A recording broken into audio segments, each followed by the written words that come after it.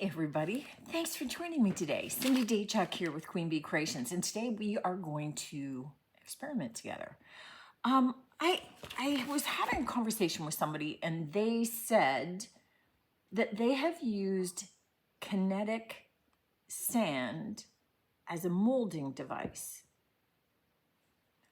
I didn't ask for more information. It just made my head spin. I just was thinking, that sounds pretty cool. So I ordered some, and we're gonna try it. We're gonna play. So I'm gonna bring you in closer so you can see, but really, off camera, I'm gonna take my epoxy resin. This is an overnight casting resin. Parts A and B, equal parts, stir them together till it's nice and smooth, just so you know what the heck I'm pouring later. That's not the important part. But again, most casting resins, the epoxy resins, whether they are quick cures or not, are 1-to-1 ratios, part A, part B, and you just want to stir them nice and gently until they're nice and smooth. This one, because it's an overnight resin, I got a lot of time with it. Some that are the quick set, you don't have as much time for stirring, but be that as it may, follow the instructions. I would think for this, any of the resins would work. So pick one of your choice. I'm using Let's resin that I got off on Amazon. So I've had great success with it, nice and clear. I'm wondering how much of this sticks. I don't know. I don't know. Never done it.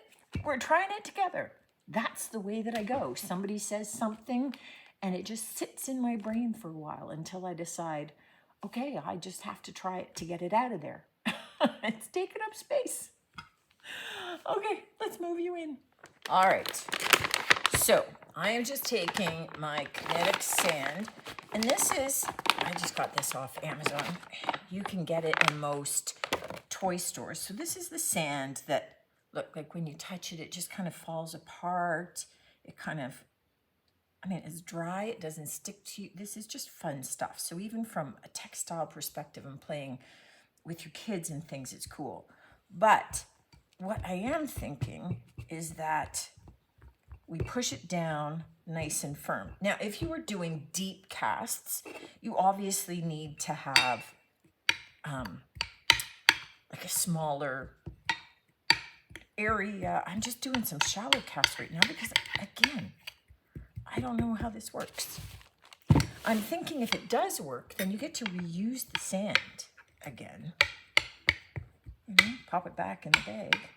I don't know. I don't even know what the sand happens to the sand if you leave it out overnight and not in a sealed bag. So there's that. So I'm just using the back of a measuring cup to kind of push this down into place, kind of smooth it out a little bit, eliminate cracks. All right, well, you know what? It'll be what it'll be. I went through my jewelry stash, like old jewelry, and I thought, okay, this has got like a line. Okay, I obviously don't wear these earrings anymore, but, back in the day. So it's got a lion's face on it, and I just thought, okay, if it works, that would maybe be cool. I don't know how detailed this goes. I don't know if the sand sticks in it or not. It seems to have some detail to it. Okay, this was just like a maple leaf kind of earring. Again, don't judge the jewelry. Its time has passed. I don't wear this anymore. You guys have seen me on videos. You see I'm wearing the same earrings all the time. But there was a time in my life that I wore suits every day. Little starfish. I don't know if it sticks in those little grooves. I don't know. We'll see. Yeah, so back in my suit and heel wearing days, I wore all this funky jewelry. Okay, see, that would be so cool if that works. All right, sand dollar. I don't know. I just looked for different shapes Okay, I'm trying this one. This is a lizard pin. And yes, I really wore this. I don't know if he's going to be too deep for my tray. Yeah, he's rock bottom now. Okay, he didn't come out very well. Okay, we don't want to do him. Huh, that worked out well. All right, so I also have a chest piece, which I just think would be kind of cool.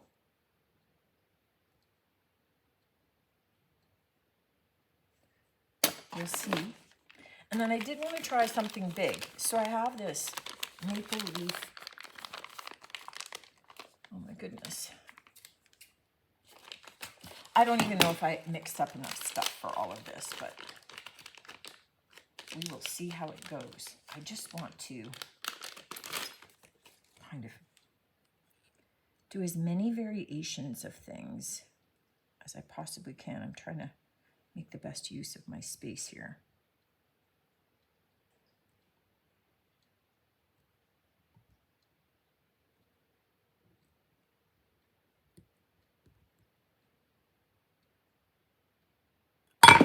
Ooh, all right. Okay, I'm just looking off to the side and I'm wondering about a pine cone. I wonder if that would work. Okay, right in the middle. Because why not?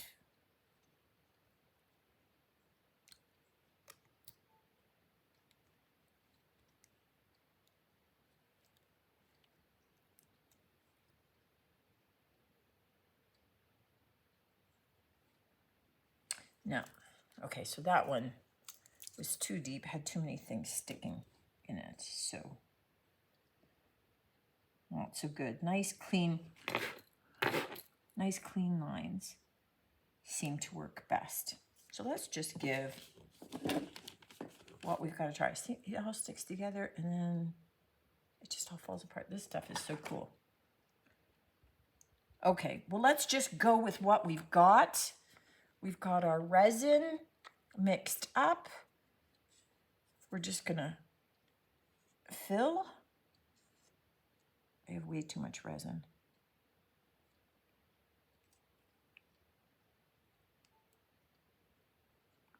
Fill our little cavities. So yeah, when I do this and I mix up way more than I need, I just get out my molds and I fill those so that there's no waste of anything. I was just overzealous on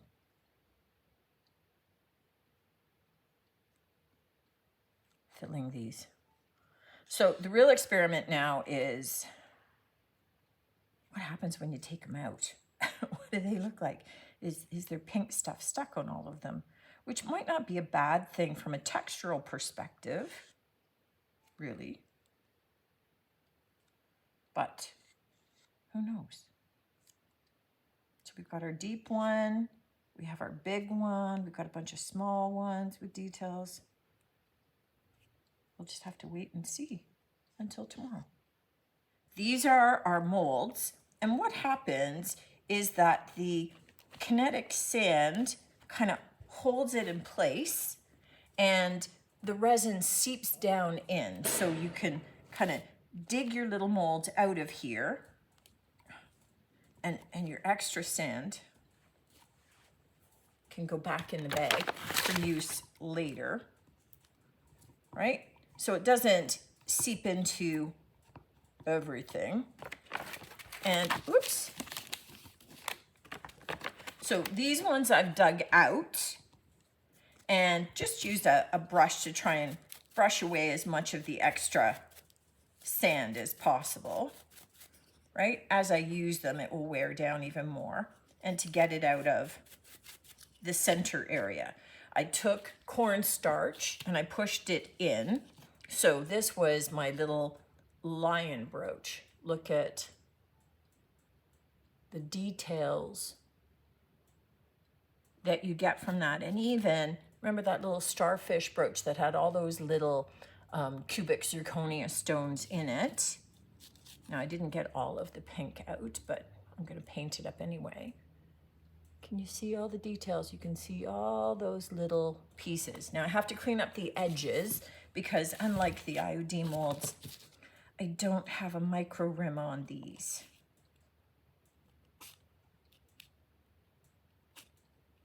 Right? But it's no big deal to just kind of go around, clean off the edges, get a little bit of that excess away. And then I have a mold of something that is exactly what I want.